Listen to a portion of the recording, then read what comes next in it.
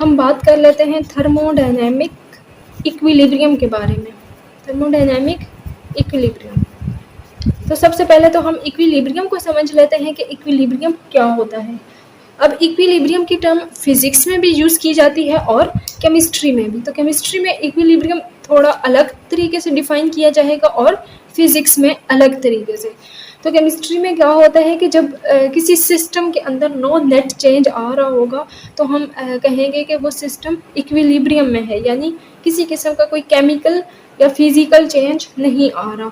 जबकि फिजिक्स में क्या होगा, जब किसी बॉडी के ऊपर कोई भी नेट फोर्स नहीं लग रही होगी तो उसको हम उस बॉडी को हम कहेंगे कि वो इक्विलिब्रियम में है।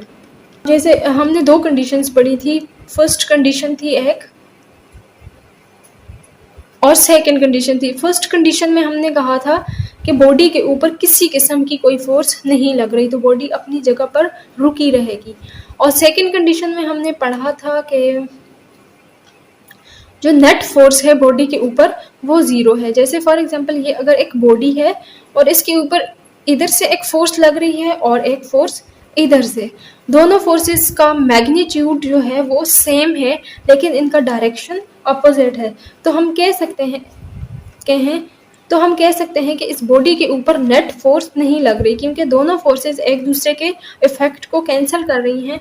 तो इसको हम कहेंगे कि ये बॉडी इन इक्विलिब्रियम में है। इसके अलावा एक और सिंपल एग्जांपल हम देख लेते हैं। जैसे फॉर एग्जांपल ये एक ग्लास है, पानी का ग्लास है और इसमें इस लेवल तक पानी भरा हुआ है। तो अब इस गिलास के अंदर से ना पानी निकल रहा है और ना ऐड हो रहा है, तो हम इसको कहेंगे कि ये पानी जो है या ये जो सिस्टम है ये इक्विलिब्रियम में है।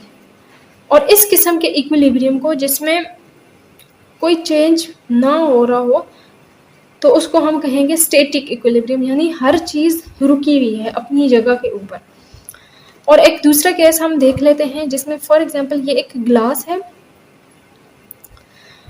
और इसके बॉटम में एक छोटा सा सुराख है और ऊपर से हमने इधर एक पाइप लगाया है। इस पाइप के थ्रू अब इस ग्लास के अंदर पानी का लेवल ये है और इस पाइप के थ्रू एक एक ड्रॉप ग्लास के अंदर ऐड होता जा रहा है। एट द सेम टाइम ये जो इधर सुराख है इसमें से एक एक ड्रॉप निकलता जा रहा है।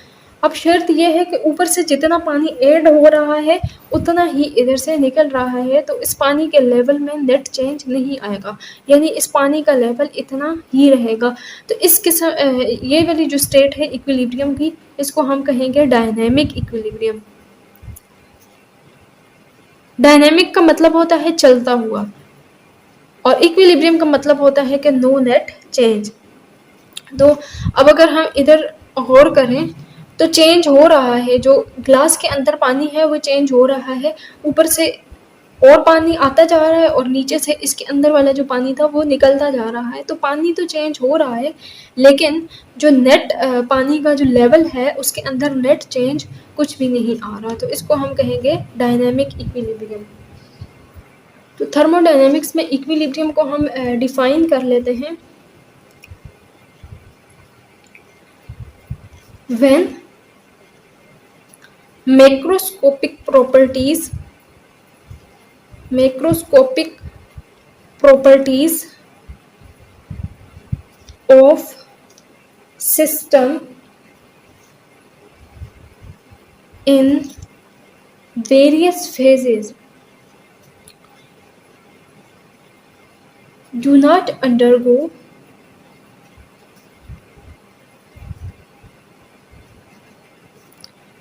any change with time, then the system is said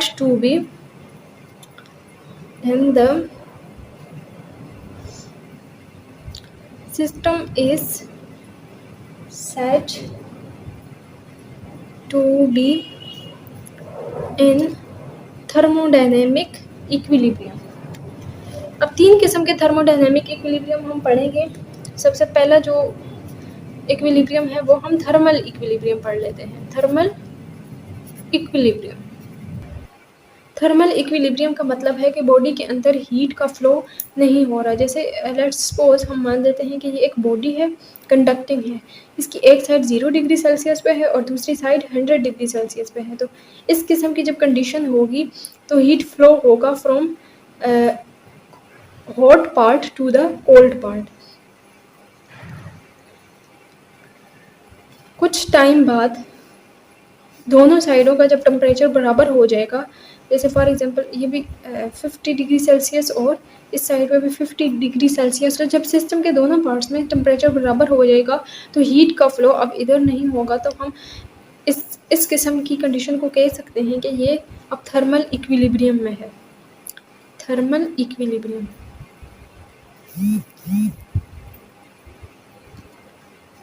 second type of equilibrium हम देख लेते हैं जो है मैकेनिकल इक्विलिब्रियम। मैकेनिकल इक्विलिब्रियम का मतलब है there is no flow of matter from one part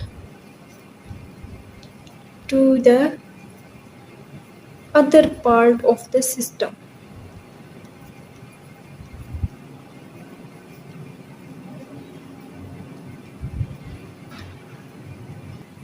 और ये तभी पॉसिबल होगा जब सिस्टम के जो डिफरेंट पार्ट्स हैं वो सेम स्टेट्स पर होंगे।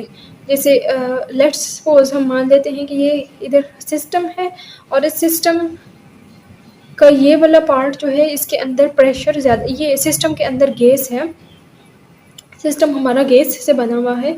अब सिस्टम के अगर इधर आप ध्यान दें तो सिस्टम के डिफरेंट पार्ट्स में गैस का प्रेशर डिफरेंट है। इधर गैस का प्रेशर ज़्यादा है और इधर कम है। तो क्या होगा, ऑटोमेटिकली गैस अपना प्रेशर बराबर करने के लिए इस पार्ट से इस पार्ट डिफ्यूज़ होगी।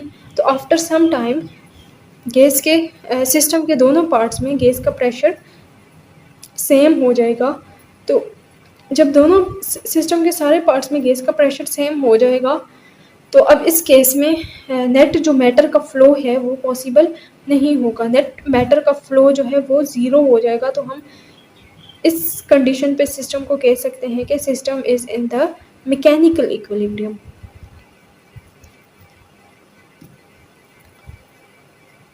थर्ड जो टाइप है इक्विलिब्रियम की वो है केमिकल इक्विलिब्रियम। केमिकल इक्विलिब्रियम तब होगा जब सिस्टम के अंदर किसी किस्म का चेंज इन कंपोजिशन नहीं होगा। The equilibrium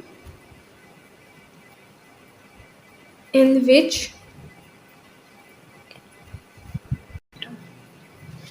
there is no change in composition